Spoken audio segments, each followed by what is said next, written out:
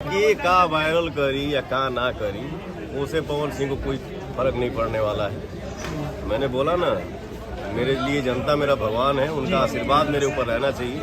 बाकी इन सब चीजों से पवन सिंह को कोई फर्क नहीं पड़ता। तो जी हाँ दोस्तों, मैं आप लोगों को बता देना चाहता हूं कि पवन सिंह जी आज आरा कोर्ट में पहुंचे हुए थे।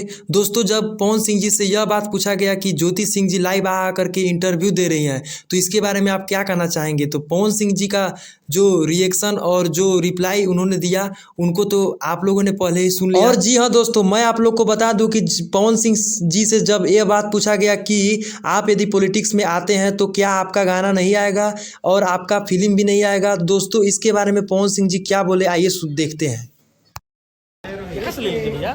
हमार जनता ही हमके गायक बनौले, फिर हमको नायक बना दिए। तो क्या नायक बन गया तो गायकी छूट गया? तो गायक बन गई नहीं, नायक बन गई नहीं। आगे हमारा ऑडियंस जो बनाना है बनाएंगे, बट जो पहला मोहब्बत है संगीत, एक्टिंग, ये सब कभी छूटेगा? क्या वायरल करी या का ना करी उसे पवन सिंह को कोई फर्क नहीं पड़ने वाला है। मैंने बोला ना, मेरे लिए जनता मेरा भगवान है, उनका आशीर्वाद मेरे ऊपर रहना चाहिए। बाकी इन सब चीजों से पवन सिंह को कोई फर्क नहीं पड़ता। तो जी हाँ दोस्तों, आप लोगों ने सुना कि अभी ज्योति सिंह के बारे में पवन सिंह जी क्या बोले।